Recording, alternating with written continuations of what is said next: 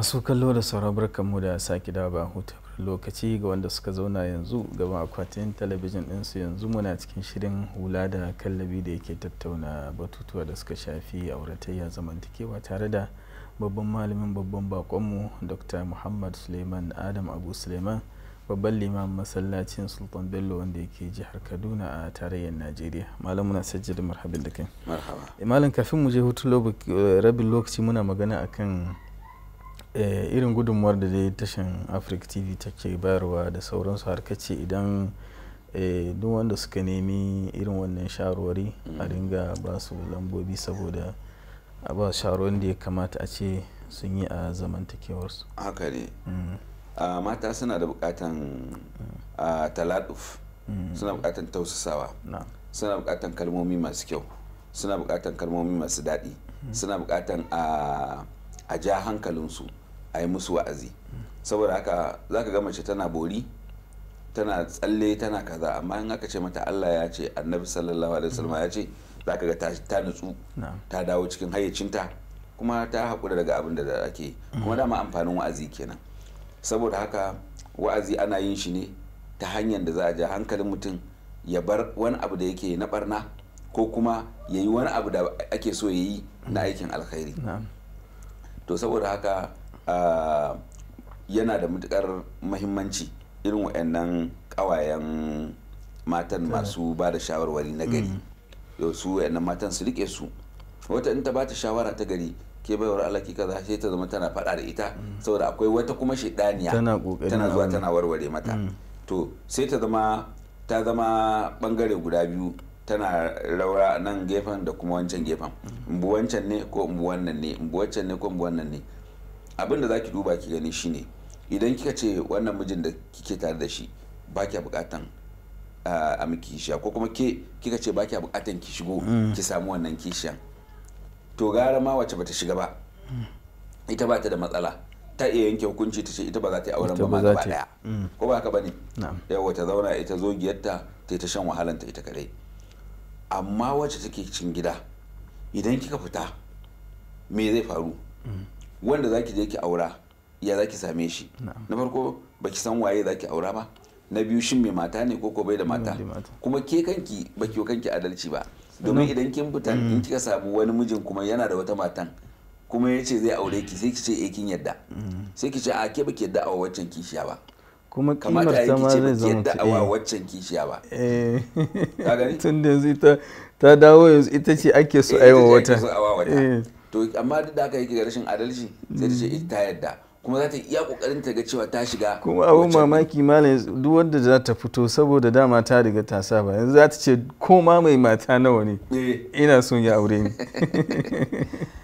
To abin da za mu ce shine idan shari'a ta shimfiɗa abu, wato baya kamata mutum ya zama yayi wato ya ce yana da zaɓi, kamar yadda Allah yake cewa wa ma kana lil mu'minin wala mu'mina idza qada Allahu amran an yakuna lahu khiyara min amri. Baya kamata ga mumini namiji ko mumina mace, idan Allah madaukin sarki ya yanke wani hukunci, mutum ya ce yana da zaɓi, shi sai ya ga abin da ran shi yake so shine. A'a, shari'a ba ruwanta da abin da ranka yake so ko abin da ranki yake so. Shi namiji da aka ce mishi ai ya ishe ki alfahari, aka ce duk namijin da ya zo yana bai adalci tsakanin matansa ba guda biyu, ko tsakanin matansa kawai, zai zo ranar tashin kiyama inda ta shanye mishi gefe, zai zo a jirgice. Ma'ana zai zo ranar tashin kiyama yana mai wannan laifin, zai ja shi zuwa ga wuta, domin mai siffa cikakkiya kamilar siffa shine zai shiga aljanna.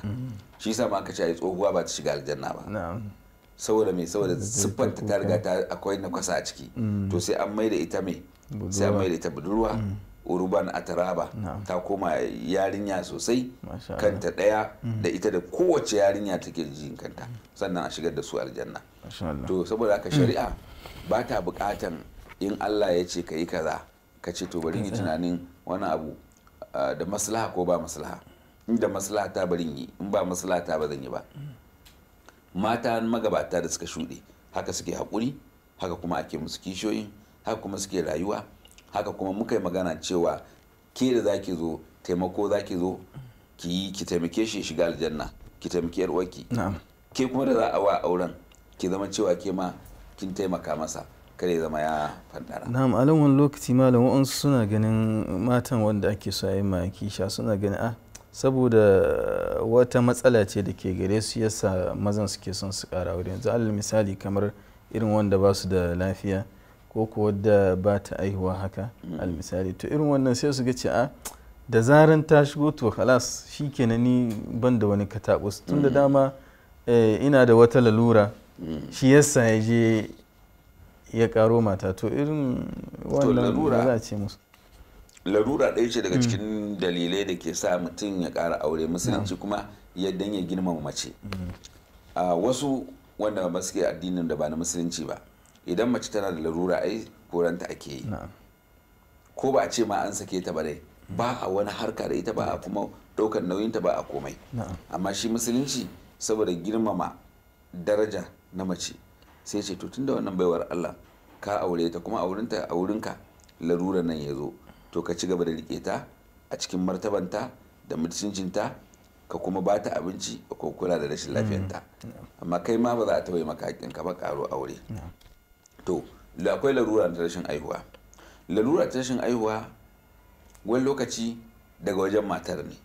To idan ita ta san cewa larurar daga wurinta ne, ita ba ta haramta mishi cewa ba zai ai ba, tunda shi zai iya yin aure ya aihu din. So sai dai tsoronta in wancan ta shigo ta fara aihuwa to ita kuma ba za a kula ta ba, za a zama da ita bola, za ta zama bora, za ta zama wannan idan mijin ya zama cewa kenan ba mai tsoron Allah ba ne, idan ya zama ba mai adalci ba ne, ai a lokacin ma shi zai fi. To ni na ga mijin da ya auri mace ba ta aihuwa, na gan shi mun zauna da shi ba ta aihuwa, ita asalin ba ta aihuwa, ya aure ta ba ta aihuwa ne kwata-kwata. Sun je sun yi gwaje-gwaje an tabbatar ita ce ba ta aihuwa. Sai ya auro wata tare da matsawan yan uwansa, wannan din sai ta zama tana aihuwa. Wallahi in ka ga yadda yake girmama wacce ba ta aihuwan nan, yana girmama ta sosai. Ƙarshe sai ya ce da ita kin ga ke ba ki aihuwa, saboda haka da zarar Allah ya karɓi raina ke kawai tumuninki shi kenan abin da za ki ɗauka, gidan nan koranki za a yi da shauransu. Sai ya gaya mata kafin ya yi wannan auren, sai ya ce mata ki zaɓi abin da kike so, ko fili a Abuja ko a Kaduna ko a kaza in saya miki a gina miki, ko gida a gina miki, ya zama kina da wannan shine zai dan zama miki dan abin da zai dinga kawo miki wani abu. Wallahi ta yadda ta ce ba komai, a aihuwa Allah ne yake kaddarawa, kuma tunda ba na yi ba komai. Ya saya mata gidan nan, ya bata jari. Yana auro waccan ta zo, suna zaune ana zaune kafin waccan ta yi ciki sai wannan ta yi ciki sai uwar gidan ta yi ciki. Allahu akbar. Ka gani waccan ma ta yi cikin sai suka aihu, waccan ta haifi ya mace, ita kuma ta haifi ɗa namiji. Ya salam. Da aka sake karo na biyu sai ta sake aihuwa, Allahu akbar, ta haifi 'ya'ya guda biyu kuma. So kaga ashe Allah shi ke wato duk yadda za ka yi kar ka shiga cikin gonar Allah. Wani yanzu haka magana da nake maka suna nan, ni mukan yi waya mukan gaggaisa da shauransu. Kaga ita ma anan ma akwai aya anan irin dogara ga Allah da ta yi da sauransu, ba ta shiga wa'ansu hanyoyi ba wani abu, kawai ta ce duk abin da Allah ya yi shi kenan. Saboda haka shine muke cewa ma kana lil mu'minin wala mu'mina idza qada Allahu amran an yakuna lahu khayran min amrihi. Nan kuma ya haka sai mu dauko ayan da take magana cewa wa man yattaqillaha yaj'al lahu makhrajan wa yarzuquhu, gaba ɗaya ba ta tunanin za ta aihu. Ashe aihuwar Allah ne yake yi, Allah ne yake tsarawa. Ka gani? Akwai wani labari da ka tuna min, wata baiwa Allah ita ma hakikani ne. Shi da ya je aure sai ce ma ita wannan baiwa Allah ai matarsa ba ta aihuwa da haka zan auro ki. To ita ba tana ganin shi kenan ta zo za ta mamaye gidan, za ta aihu da sauransu. Ya zama to duk mu'amala da suke yi da ita wannan baiwar Allah suna yi, su fita biki, su ci abinci tare da sauransu. So ita tana ganin ba komai. A kwanata sai ita wacce wanda ake cewa ba ta sai ta samu ciki. To daga nan ita ko kawai sai ta bijire, ba ta son hulɗa da wannan alaka ta yanke gaba ɗaya.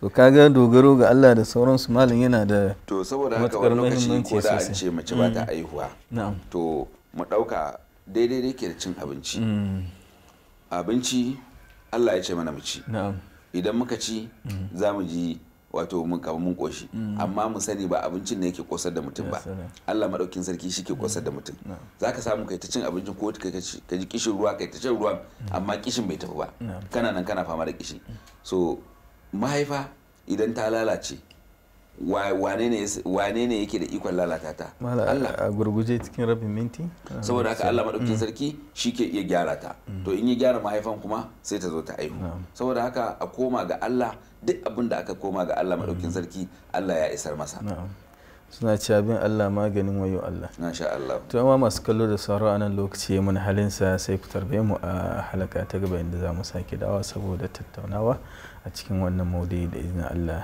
a madadin sa'ad wanda yake ɗauka mana hoto Umar Alhaji Yusuf da Ammar Muhammad Sulaiman Muhammad Shahir Adam Arzika wanda suke dafa masa a baya a madadin babban bakon namu babban malamin Dr. Muhammad Sulaiman Adam babban limamin masallacin Sultan Bello wanda yake jihar Kaduna a tarayyar Najeriya ni da na shirya na gabatar Sani Musa Magawata ne ke cewa kusance lafiya assalamu alaikum warahmatullahi wabarakatuh.